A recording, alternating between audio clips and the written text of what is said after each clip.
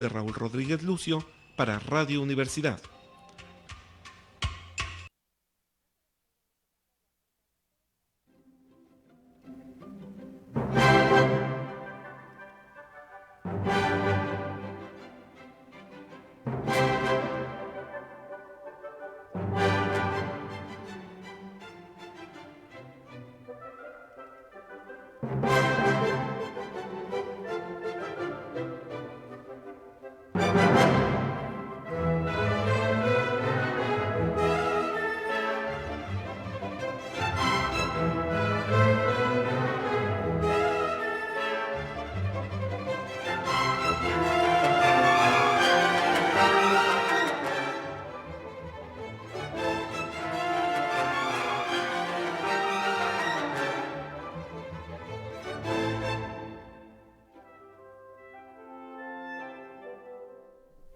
Ecos de la Antigüedad presenta la segunda parte de nuestra serie propias de temporadas de Semana Santa. En esta ocasión estamos viendo la síndone de Turín, en la segunda parte, pero para que usted se ubique mejor, se pudiera conocer como la Sábana Santa, que también es conocida de esta manera. Esta es la segunda parte. En cabina de controles se encuentra Diego Palomares. El panel está integrado por José Xada Fox, en la conducción Humberto Gómez, y aquí al micrófono les habla un servidor, Raúl Rodríguez Lucio, quien deja en manos de Humberto la conducción del programa. Muchas gracias, Raúl. Buenos días a todos los que nos acompañan el día de hoy, a nuestro auditorio y a nuestro querido panel, al profesor Raúl, al profesor José y a nuestro amigo Mauro que nos acompaña aquí también hoy. Antes de empezar, ya saben ustedes que si quieren escucharnos, si quieren sintonizarnos, pueden hacerlo desde su radio o también desde Facebook, y nos pueden escuchar desde su móvil por medio de las siguientes aplicaciones: Radio Garden, TuneIn, MyTuner, Radio Box, Simple Radio, Radio México. Y si tienes Alexa o bocina inteligente, solo tienes que pedirle reproduce radio UAQ 89.5 FM y nos encontrará fácilmente. Bueno, pues es un gusto estar aquí nuevamente. Vamos a continuar con este tema tan interesante y tan controvertido, y que es difícil llegar a conclusiones muy exactas. Ya veremos si al final de los 4 programas llegamos a una conclusión o si seguimos con muchas dudas. Ya nos dirá el auditorio ellos pues qué piensan, ¿no? Si es auténtica, si no es auténtica, principalmente basándonos en los datos que nos van a platicar hoy nuestros maestros, tanto científicos como pues ya datos más históricos, lo que nos dicen las fuentes, las crónicas. Y pues vamos a dar una pequeña recapitulación, un pequeño resumen de lo que hablamos la semana pasada. Comentamos que el síndone de Turín, o la Sábana Santa, síndone de hecho es sábana en griego, es una de las reliquias para el cristianismo, pues de mayor importancia, pero también de mayor controversia, y que han sido más estudiados. Hay un poco de desacuerdos en pues cuándo es que surge esta sábana, si es desde hace 2000 años de la época de Cristo, o si es un poco más reciente, de la época medieval. Hoy vamos a contrastar un poco estas dos versiones: qué nos dice la ciencia, qué nos dicen los estudios y qué nos dicen las crónicas. Entonces, pues vamos a empezar primero. Hacer una línea del tiempo creo que sería bastante útil para posicionarnos y para saber cuándo aparece esta sábana. Profesor Raúl, ¿podrías darnos de manera resumida o clara cuándo es que aparece supuestamente, cuándo es que los datos o las crónicas nos dicen que ya está presente y la podemos rastrear como tal hasta la fecha de hoy? Sí, claro que sí. Desde luego, lo habíamos comentado en el capítulo anterior, de que decir, yo estoy seguro que esta sábana que estoy viendo en Turín, Italia, apareció por primera vez en 1359 en una exhibición que hizo Godofredo de Charny. De este lienzo y de ahí, digamos, ya se tiene que ser un lugar que se llama Lirey, Francia.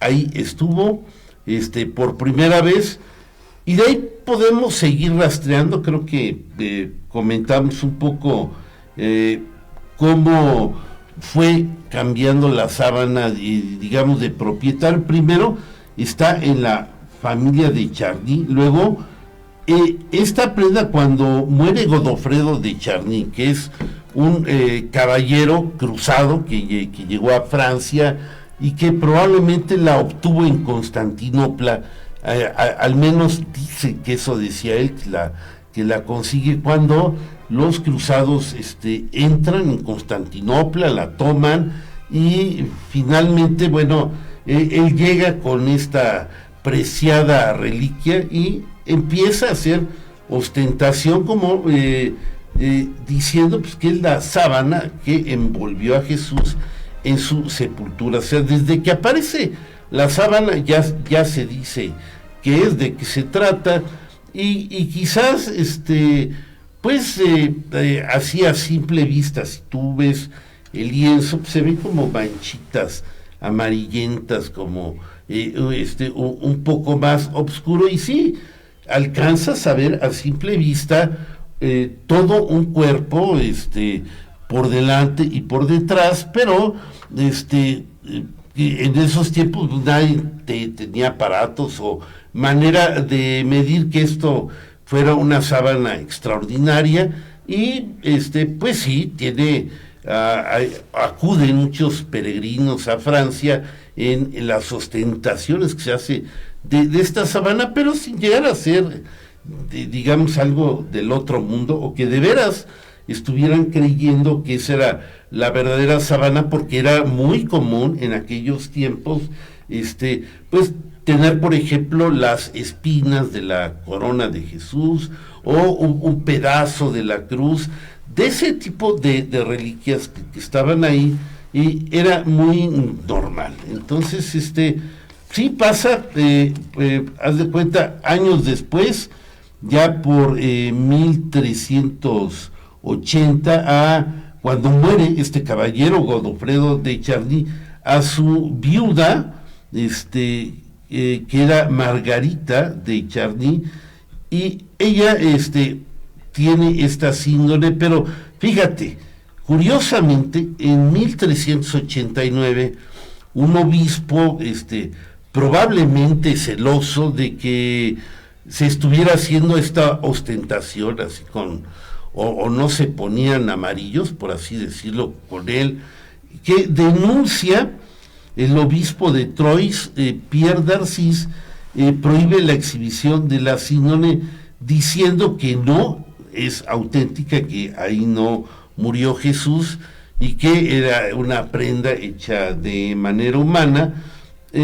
Incluso hay una carta, ¿no? Nada más que sería entrar como mucho al detalle de lo que él dice que no es la prenda. Pero bueno, yo a lo que quiero hacer llamar la atención de ustedes es que vean la fecha en que ya se está negando que es falsa, 1389.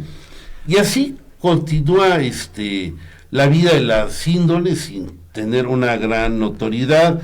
En 1453 los duques de Saboya, o sea, es una de las casas reinantes, obtienen la prenda de la familia de Charny, de uno de los descendientes que tenía deudas, y entonces cambia de manos, y así vamos viendo que va caminando, digamos, hasta el año, pues como 1535,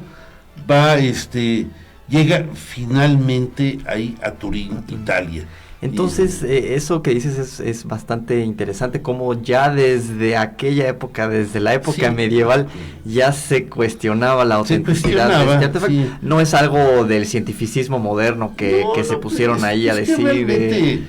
Pues sí, decían qué bonito está y todo, pero no había, o sea, ningún furor que causara. Sí, algunos creían que era la sábana de Jesús, pero no, o sea, no era nada, digamos, demasiado famoso, o que hubiera un gran pleito. Yo pienso que el obispo Pierre d'Arcis, pues, probablemente no le participaban de las ganancias de lo que se hacían de las ostentaciones, y probablemente tiró ahí, Sí. que es muy Tierra.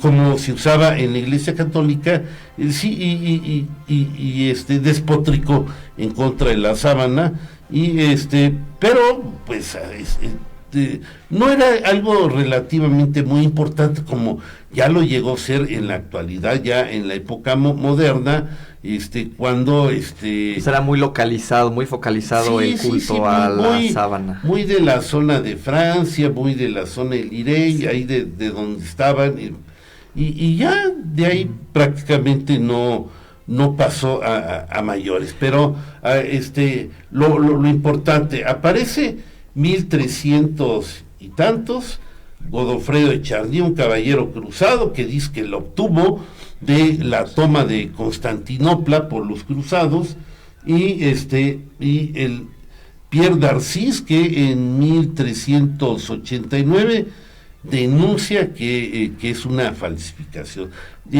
Yo creo que eso es lo notable. Y ya cuando está en la casa de Saboya hay un santo muy famoso, bueno, muy venerado, que quería ir a ver la síndone pero estaba muy ancianito y todo, y entonces le acercan la síndone de Chambéry, Francia. Pasa a Chambéry, Francia, donde se incendia, hay un incendio. Estaba en una cajita de plata dobladita, y en el incendio la plata se derrite una gotita y penetra en la síndone, y es cuando la vemos, se ven rombos y se ven parchaduras sin afectar prácticamente la imagen. Pues es la gotita de plata que penetró, que se fundió, y hace que se vea esa así como es, muy curiosa. Y ya cómo la pagan, pues, a cubetazos, los monjes y la gente que estaba en la iglesia de Chambéry. Es aproximadamente en 1532, y también el agua con la plata fundida dejó unas marcas muy raras, y se ve como un caleidoscopio. Todavía no tenían extintores. No, pues, pero bueno, la salvaron. Sí. Y realmente también es un hecho importante, porque vemos la sábana como se ve actualmente. Curiosamente, ustedes que están ahí, pues pónganle la sábana santa y van a ver, hay un montón de imágenes como se ve como flanqueada de estas figuras geométricas y las manchas de agua y todo, y le da un aspecto bastante curioso. Ahora, a partir de ese incendio, me imagino que va a alterar un poco los resultados de algunos estudios científicos al hacerle el análisis, y ahorita quiero preguntarle al profesor José de ese tema, pero tenemos ya unos saludos de nuestro auditorio. Primero, Blanca Salinas nos manda saludos. Hola, saludos mamá, un abrazo.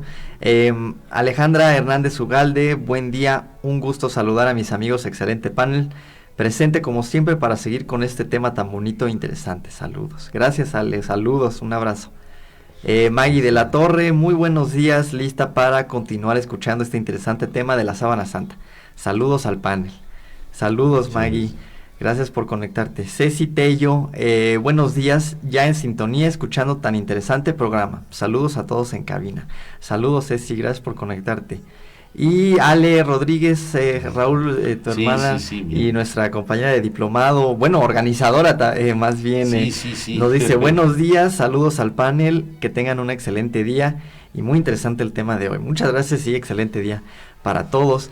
Entonces ahora, adentrándonos ya a lo que nos dicen los estudios que se han hecho, entiendo que se le han hecho estudios de carbono 14 y que a veces tiran una fecha, pero dicen que es otra. Yo imagino que este incendio del que hablas ha de haber alterado un poco ahí los resultados. Profesor, ¿nos podías platicar primero qué es? Hay un estudio que se le hizo que es el STURP, o así se le dice por sus iniciales. ¿Qué es ese estudio o qué significa exactamente el STURP? Bueno, mira, antes de contestar esto, quería hacer una precisión a lo que nos acaba de decir Raúl. Sí, El problema de las exhibiciones que se dieron en Francia es que no eran públicas, porque hay un problema. La sábana fue robada de Constantinopla, por no sé si Godofredo de Charny o alguien, pero de estos caballeros que cruzados, porque la robaron. Entonces, ¿cuál era el problema? Pues certificar su autenticidad, o sea, más bien su propiedad, es decir, cómo hacer que la iglesia de ese tiempo aceptara que ellos se la birlaron, porque se la birlaron de una iglesia que se llama Santa María, de allá en Constantinopla, donde hay evidencia de que también se exhibía, pero se exhibía con una cosa que le llaman mandilón, que es una tela, o sea, nomás se veía la parte del rostro de Jesús, o sea, lo habían tapado, estaba doblada la sábana y le habían puesto arriba unos mantos, y entonces se veía, es ese círculo de las iconografías de los primeros retratos que hay de Jesús, esos que son muy de la época bizantina. Entonces, nada más hacer esa precisión, porque que si realmente esas exhibiciones, pues la reliquia estaba ahí, pero no se podía llegar así como puedes llegar ahorita a una iglesia y ver un santo o algo que esté ahí, ¿verdad? Sino se estaba guardada en una caja que fue la que se incendió, y hubo el problema se está oyendo mi voz por ahí. Entonces, nada más hacer esa y es la misma. Es la misma, lo que aparece hay una discusión, pero si quieres eso lo dejamos un poquito más adelante. Okay, sí. Claro que sí. Bueno, cuando está ahí, como dijo Raúl, cuando está allí ya en Francia, y que luego pasa a los de Saboya y pasa a Milán, ahí sí ya estás hablando de algo que existe y que es la que han estudiado en el siglo XX, que es lo que me estás preguntando. Donde pudiera haber la discusión es si este mandilón es la misma que estaba doblada, que nada más exhibían el rostro, o sea, no se hacía esa exhibición de todo el cuerpo como ya posteriormente se empezó a hacer. Pero ahora vamos a la parte que nos compete, las pruebas. Primero yo quiero, para no confundir tanto a la gente, que digamos, bueno, si lo histórico hay cierta duda, o cuando menos una época muy antigua que no podemos aclarar, y también está esta duda de que si es por el carbono 14, que es una prueba que se hizo en los 70, en los 80s, y que dijeron que no, que era de la Edad Media, de 1200, de 1300, y que por lo tanto era una falsificación. Todos los estudios que han venido, les voy a decir nada más en síntesis, y lo vamos a ir hablando según vaya el programa, ¿por qué se piensa que es auténtica? ¿Verdad? Primero, porque no tiene un origen pictórico. Por ahí alguien me dijo en la semana, es que tú dijiste que si era pintada. No, si dije eso, perdón, porque no es eso. O sea, no hay ninguna mancha de pintura, de alguna tinte, algún químico, que puedas decir, con esto dibujaron la imagen que está en la sábana. Sí, nada más contestando una pregunta que hizo Humberto hace un ratitito, ¿qué es la STURP, no? Es los primeros estudios que se hacen ya, en serio, con que se concede a la síndrome para estudiar, es por unos científicos de la NASA en 1978, que se conocieron como la Short of Turing Research Project, un estudio especial que se hizo allá en Turín, y les prestaron, no sé, como una semana la sábana. Para 120 horas. 120 horas para poder tomarle fotografías, y muestras. Muestras, poder hacer estudios con con un BP8, que es digamos un aparato que se usó para ir a Marte, ver si había tridimensionalidad, en fin, un montón de cosas. Y cuando estos científicos sacan a la luz sus descubrimientos, que es los que está empezando a describir José, pues se vuelve un boom. Es cuando verdaderamente esa prenda llama la atención. Bueno, no, la primera vez son con las fotografías de 1898, en donde se ven en los negativos un rostro perfectamente bien definido, con huellas de castigo de haber muerto en la cruz. Ahí empieza verdaderamente a tomar notoriedad, pero con el estudio que hace la STUR, esto se desencadena de manera exponencial. Entonces, y ya lo que José nos está empezando a describir son algunas de las conclusiones que estos, creo que eran 44 científicos de la NASA, dictaminaron sobre lo que vieron de la prueba. Entonces ya, es un paréntesis. Ahora mira, lo que yo quería es precisamente, bueno, es el estudio, pero participan varios científicos, de esos de la NASA y de otros que hacen otros estudios. Entonces mira, leo primero lo que se concluyó entre diversos grupos, incluyendo estos, publicaciones que hay, que eso es muy importante. Hay publicaciones en revistas que tienen cierto prestigio científico, o los informes, porque en el caso del STUR pues hicieron informes, porque esto lo pidió. ¿Quién lo pidió? Porque, bueno, o sea, eso lo hicieron ellos, pero ¿quién lo pidió? Una comisión, bueno, un grupo que también está formado para el estudio de la Sábana Santa. O sea, hay el interés desde esos años, por las discusiones que había habido, de decir que esto es en una forma científica, en una forma objetiva, como dicen ellos, en una forma objetiva, dar pruebas de la autenticidad de la sábana. O sea, dejando un poco al margen la fe o cualquier creencia. O sea, se pone esto al margen, entre paréntesis, y se dan las pruebas. ¿Cuáles son esas? Repito, no tiene origen pictórico, es muy importante. O sea, no hay ninguna evidencia, o sea, eso lo estudiaron algunos químicamente de estas muestras, que no hay evidencia de ninguna pintura o un químico con el que tú puedas hacer la imagen. Segundo, la impronta que hay sobre las fibras es de relieve tridimensional, es donde entra el estudio del BP8, allí, ¿verdad?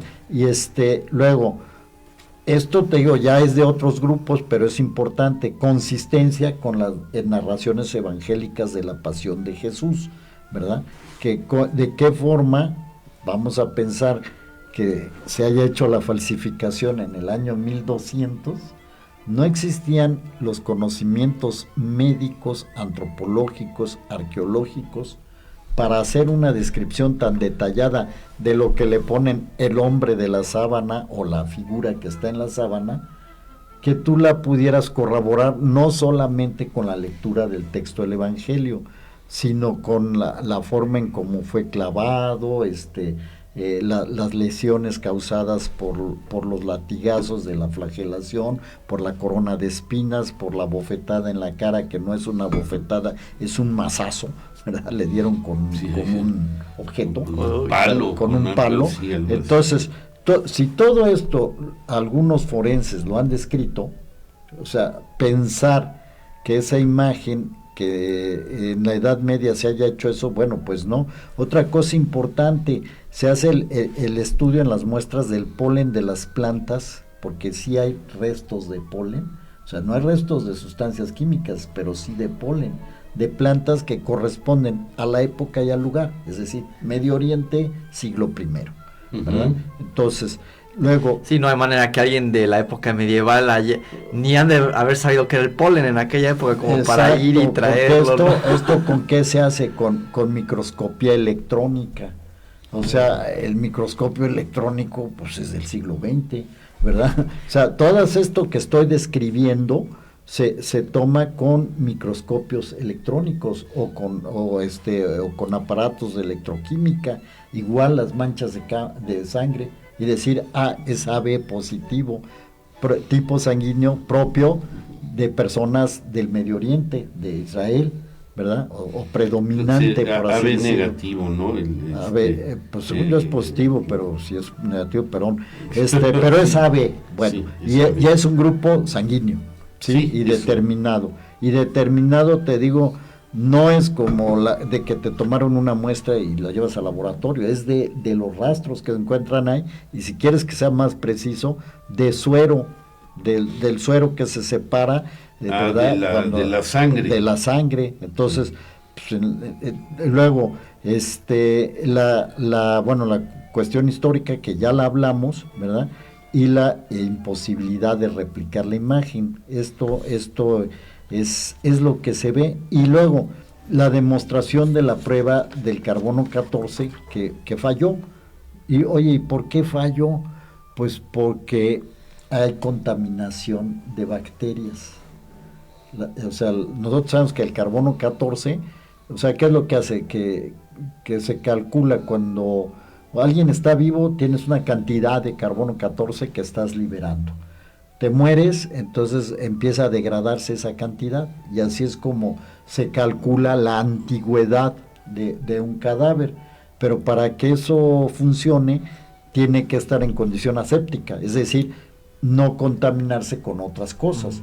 Las bacterias, pues hay bacterias, ¿verdad? Y si en la superficie de la sábana y por el tiempo y eso había contaminación de bacterias, eso alteró la prueba del carbono 14 que se hizo en el año de 1988, 88, sí. ¿verdad? Y eso causó un escándalo. Yo estaba en Nueva York cuando y viviste el escándalo. La noticia en el New York Times, sí. No, pues ya estudiaba sobre la síndrome de Turín. Sí. Estábamos pues muy creídos que esa prueba iba a dar la antigüedad que se esperaba, resultado definitivo de siglo I, ¿sí? Y cuando lo sacan, los 3 laboratorios, era uno en Zúrich, Suiza, otro era en Toronto, y el otro no recuerdo en dónde era, pues los 3 sacaron un resultado que decía 1260 a 1390. Así es. Y concluyen, por lo tanto, no puede ser más antigua la sábana de Jesús por la antigüedad que da la prueba de radiocarbono 14. Y entonces, oye, pero ya nos tenemos que ir a... Pues tenemos 2 minutitos bueno, todavía. Nomás sí. te complemento, Raúl. Los 3 lugares son Turín, Oxford y Zúrich. Y lo que pasa es que les dan la muestra de la sábana, y a la par se corren muestras de otras piezas antiguas que se sabía la antigüedad. Sí. Como para lo que sea un control para positivo. contrastar. O sea, para decir mi prueba, valido la prueba. Sí. Las tres dieron ese rango de fechas que acaba de decir Raúl. Entonces, si tú lo ves desde el punto de vista metodológico, parecía irrefutable, pero fue refutado por el mismo Living, que es el creador de esa prueba. El que dijo, mira, no hay validez, hay confiabilidad de un 70%.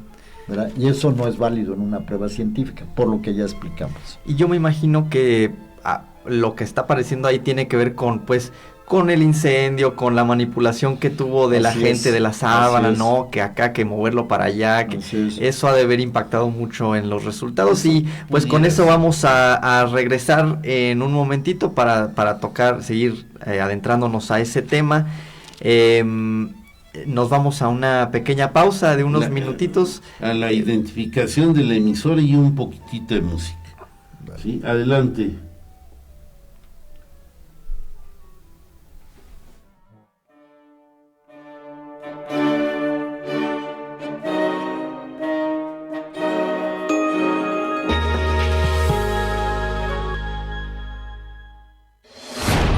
XHUAQ 89.5 FM.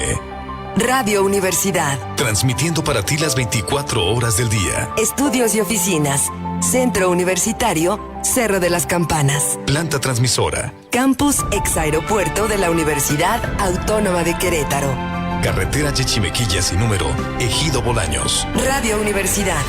Integrante del Sistema de Radio, Televisión y Cinematografía de la Universidad Autónoma de Querétaro. Radio Universidad. 89.5 FM. La cultura universal. Radio Universidad.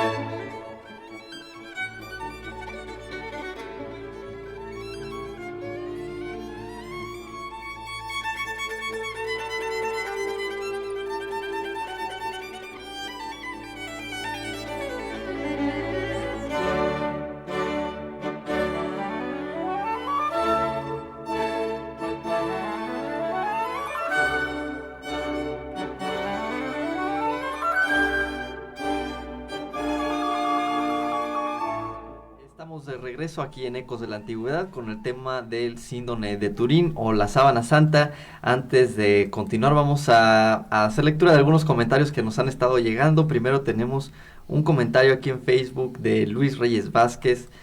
Muy buenos días, un tema de gran interés y de acuerdo a la semana que comienza. Felicidades al panel. Sí, muchas gracias, Luis. Sí, de hecho creo que empató perfecto para hablar del 30 aniversario, que fue el primer tema, pero también con conmemoración de esta semana que empieza para el calendario católico cristiano. Jorge de la Vega, abrazo primo, buenos días, muy buen programa. Primo, saludos. allá San Francisco, ¿qué tal? Saludos, Arce, nuestra amiga Arce, nos dice, buenos días, muy interesante el tema. Sí. Y esos son los comentarios que yo tengo en Facebook, pero tengo entendido que ustedes tienen más por ahí. Aquí a Radio Universidad llegó, felicidades por el programa, es muy interesante y los escucho cada sábado. Saludos a todo el panel. Roberto Guoto de la colonia Jurica, muchas gracias. Y a ver, Joana Rodríguez también dice que lo está escuchando por el radio, pero nos está mandando muchos mensajes. Saludos a Joana Rodríguez, también compañera del diplomado. Así es. Y yo quiero comentar o enviarle un saludo al doctor Bernardo Lozano Dubernard, director de Avimex y muy buen amigo mío. ¿Director de qué? De Avimex, un laboratorio que en la industria veterinaria es importante. Okay. Entonces, yo es muy buen amigo mío, vino acá a Querétaro, anoche estuvimos discutiendo el tema, ¿verdad? Y le dije, oye, te quiero escuchar, bueno, ya se le envió el enlace y aquí está metido en el Facebook. Saludos, Bernardo, saludos. Y gracias porque aquí nos estás escuchando. Qué bueno que te conectas. Entonces, tengo entendido que una vez que se hacen las pruebas de carbono 14, mucha gente ya dijo como, bueno, esta es la prueba definitiva de que no es auténtica, pero profesor, tú comentas que el mismo creador de la prueba o otra gente luego salió a decir que no era necesariamente un dato que refutara la autenticidad. No, precisamente es que él mismo, que fue creador de la prueba, además la prueba, pues estamos en los años 70, ¿no? Estos en los años, bueno, 80, perdón, cuando 80, se hace esta, pero es de recién desarrollo la prueba, ¿no? Y aunque sí se está usando, el que la desarrolló, creo que se llama Levy o algo así, Levy, él fue premio Nobel, ¿verdad? Y él mismo, cuando revisa estos resultados, dice, esto no es válido, ¿verdad? No es válido porque sucede que, como les dije, la muestra está contaminada de ese mismo polen que hablamos, como de bacterias. Y esto, como también las bacterias liberan carbono, ¿verdad? Libby se llama Libby la persona, y él te dice esto: la prueba, al estar contaminada la muestra, puede tener un 70% de posibilidad de ser válida, un 22% de ser inválida, por lo que estamos diciendo, y 9% de ser dudosa. Y él, en su criterio científico, la invalidó. Y eso es lo importante. Fíjate que para mí, mi punto muy particular de vista, es más importante la prueba que en 1965 el criminólogo suizo Max Frey hace, tomando las famosas muestras de polen con un diurex. Empezaron a extraer muestras de polen para ver de dónde venía a tratar de hacer un rastreo por dónde estuvo esa prenda, y el resultado es bastante interesante, porque según ese polen, y esta prueba a mí en lo particular me gusta más, te muestra verdaderamente por dónde un recorrido geográfico, que encuentran polen, dirá, aquí lo traigo, son 38 plantas del área del Mar Muerto, del Negev, o sea, ahí cerca de Jerusalén. También encuentran polen de 18 plantas del área de Anatolia, Turquía Oriental. O sea, otra de las pistas que luego ya en otro programa veremos cómo pudo haber sido ese recorrido geográfico a partir del año 30. Bueno, uno de los lugares es Edesa, ahí en Turquía, y ahí hay polen. También se encuentran polen de 14 plantas en Constantinopla. O sea, vamos viendo un trayecto como se va moviendo esto hacia Italia, ¿sí? Y después también encuentran, obviamente esto ya se sabe, porque ahí sí ya la vieron en 1353 en Lille y Francia, pues se encuentra polen de 13 plantas de esa área que es de la parte central de Francia, y por supuesto de Chambéry, que estuvo ahí, que fue donde se incendió. Después hubo otro incendio, hace ya más reciente, pero bueno, ahorita no vamos a hablar. Y finalmente de 16 plantas del área de Italia, de Piamonte, o sea, al norte de Italia, en Turín. O sea, ahí esa prueba, en pocas palabras, sí nos está marcando un itinerario, sí, que sea la gran espectacularidad de lo que es el radiocarbono 14, que lo mide, pero, hombre, te marca todo el trayecto, te marca un trayecto, ahí lo pueden ver. Sí, mejor, sí, no se lo puedes voltear para allá. Pues aquí está. Pero bueno, yo se los comento porque sí, es importante, digo, por los nombres, y luego uno no sabe los lugares, y más que son antiguos.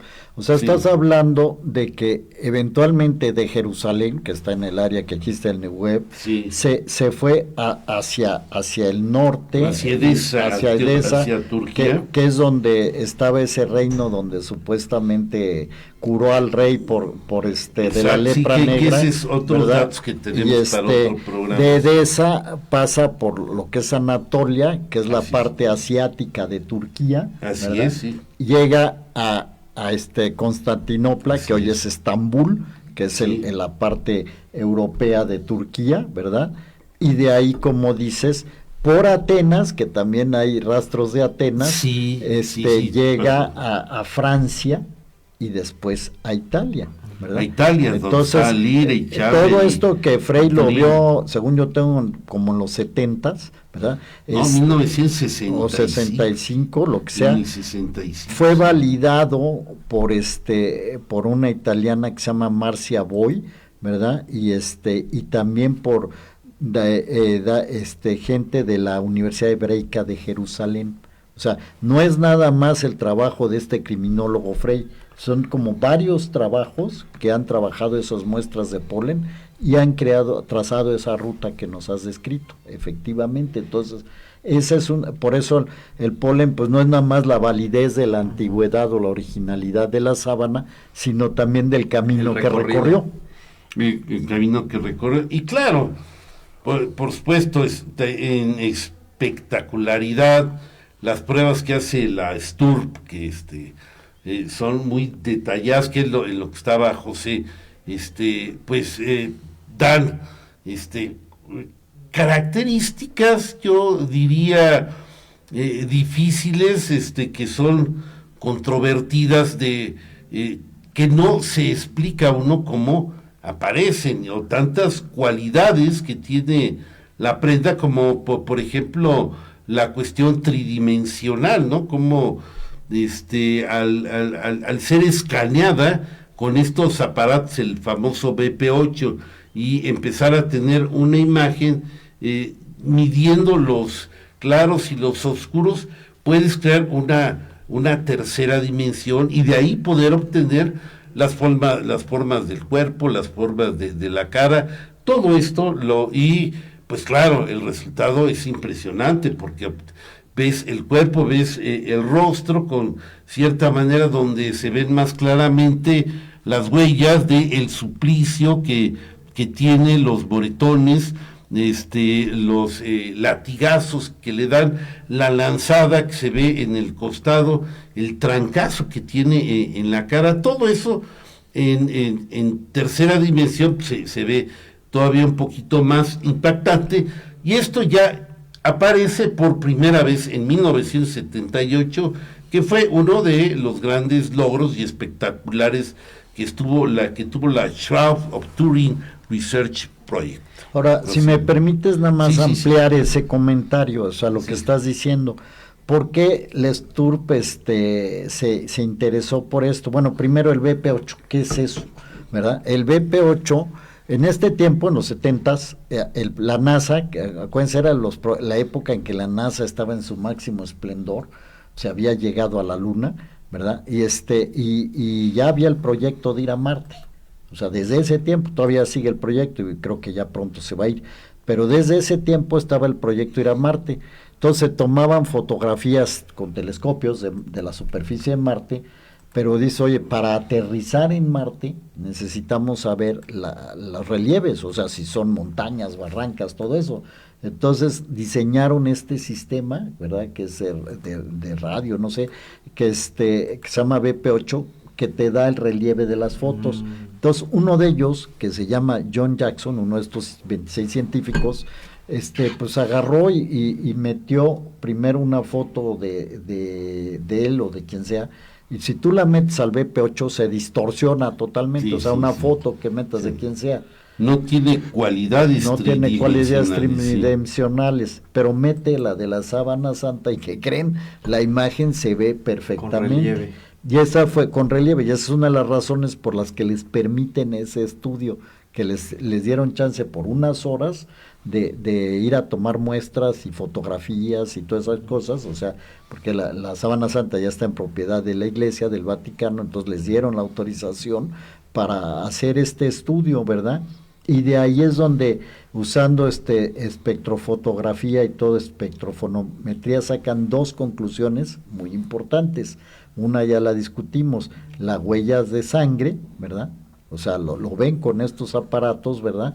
Y la otra que también ya discutimos, no hay pigmento. O sea, porque ya lo estamos a nivel súper, no sé si decir microscópico, como se diga, Raúl, ¿verdad? Pero ya ese nivel, ahí es contundente. Una imagen tridimensional, ¿cómo se dibuja, si fuera el caso? Sí. Y más en la época medieval. Y más en la época medieval, ahorita lo haces con una computadora, claro. Sí. Pero en esa época, ¿cómo se hubiera dibujado, verdad?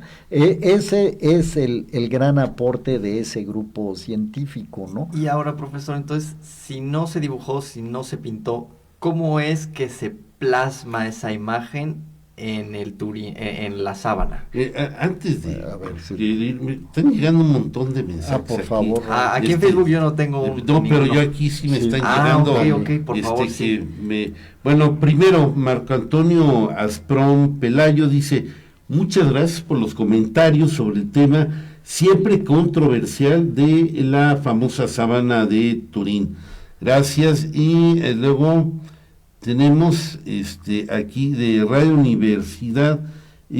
Felicidades, bueno, ya lo dije.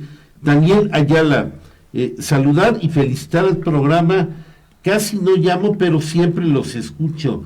No sé si pueden gracias. ahorita con lo de la Semana Santa hablar de el personaje llamado la Verónica.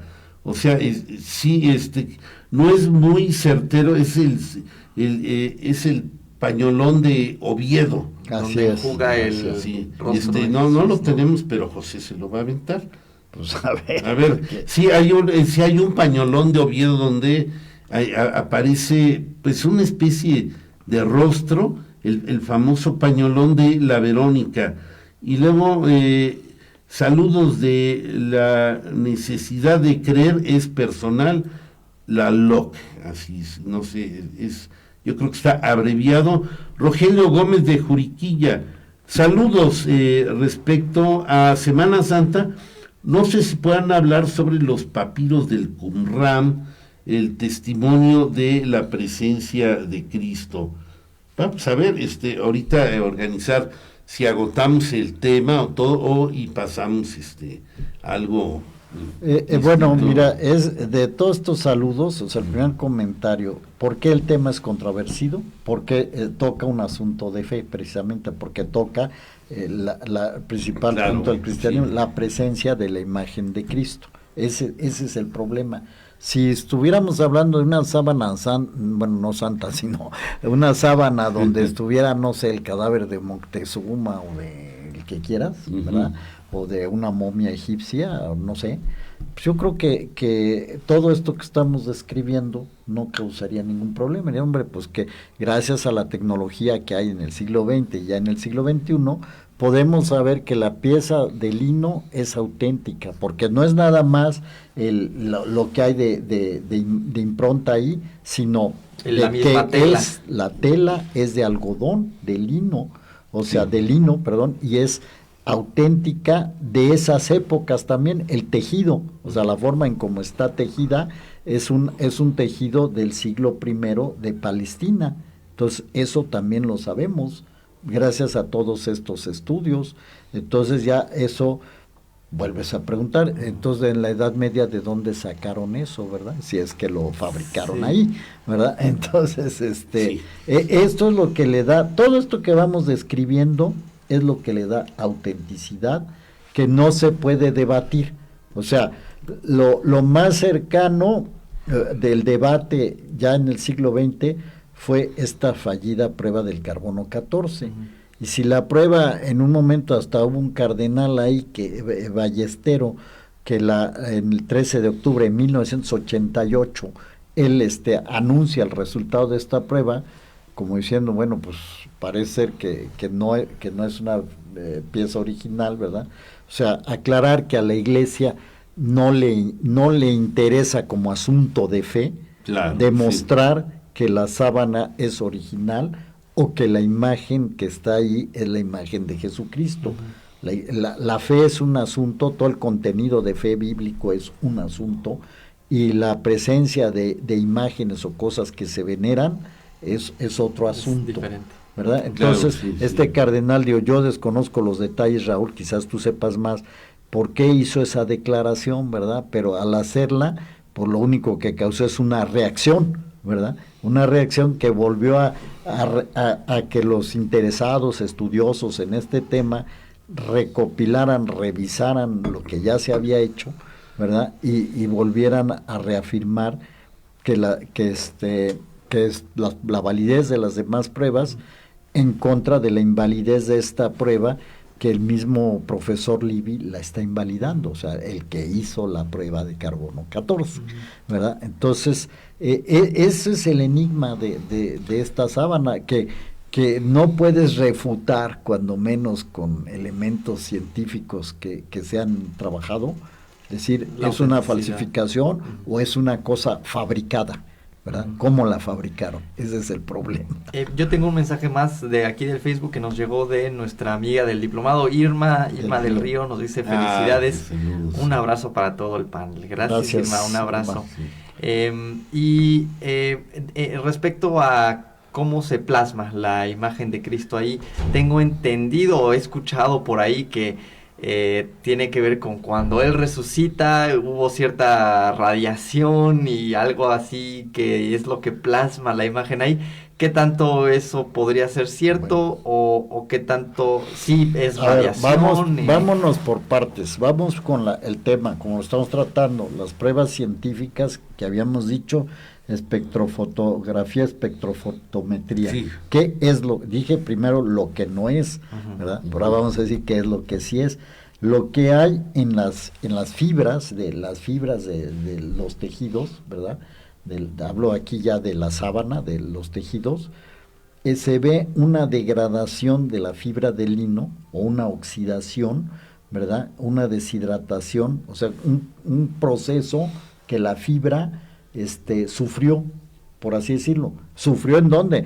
En las líneas, en las partes donde se está generando la imagen. O sea, por eso se generó la imagen. Eso dice la ciencia, ¿verdad? Y entonces te dicen que esto fue un proceso de una exposición a una radiación, que es donde te quedas así, wow, Sí. de 1.300.000 grados centígrados, o sea, Sí. eso es como de una bomba nuclear, hasta donde yo entiendo, pero por un microsegundo, porque pues, obviamente si una radiación así, pues esta bomba nuclear, no queda nada, ni sábana, ni nada que esté alrededor, Claro, sí, ¿verdad? sí. Ni había bombas atómicas, ¿verdad? Entonces, eso es lo que ven en la superficie. Ahora, eso te lo dice el científico. Ahora ya, entonces, hay otros que dicen que se alcanza a ver que en esa tridimensionalidad, que la imagen que causó la tridimensión está flotando, o sea, digamos, es como, yo hasta donde entiendo, Raúl, es como que la imagen flotó sobre la sábana. Sí, ¿verdad? Levitó, exactamente, el cuerpo levitó. Y la radiación que irradió en esa levitación, Un calor, digamos. Sí. generó la imagen. Entonces, eso hace todavía más complicado el entendimiento, ¿verdad? Sí, porque es una de las explicaciones de cómo se pudo haber formado la imagen, o sea, una levitación, pero digamos, no sé cómo andemos de tiempo. Nos quedan 2 no, minutos. ya vamos. como ayer. Sí, eso, ya vamos rápido. Pero ya quedó respondiendo, material. la imagen causó esa radiación, microsegundos, eso es lo que quedó impregnado, ¿verdad? Más, pero a la vez la mancha de un muerto, que eso Sí, podríamos sí. hablar la semana que Y entra. produce como una decoloración Ándale. de graduación de la tela y por eso se forma la imagen, según algunas de las explicaciones que se han dado para explicar esa imagen. Nos llegó un mensaje más, yo creo que nos da rápido tiempo, de René Figueroa, nos dice: buenos días, saludos al panel, primera vez que escribo, pero lo sigo desde hace 2 años, gracias por compartir su conocimiento. Y hay Muchas otro gracias, que René. dice Escuela de Danza Nijinsky, Querétaro. Ay, ese es Silvia. Silvia. Hola, Silvia. Saludos al panel, muy Sí. interesante el programa, muy Sí, fundamentada y toda la información.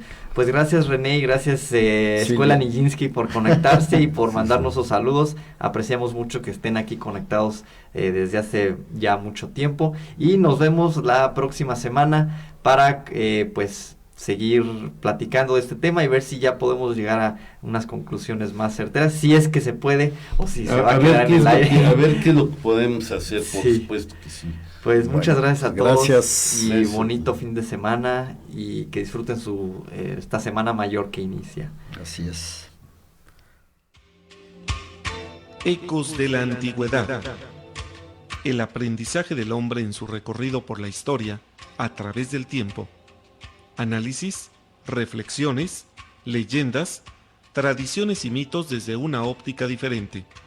Una producción de Raúl Rodríguez Lucio para Radio Universidad.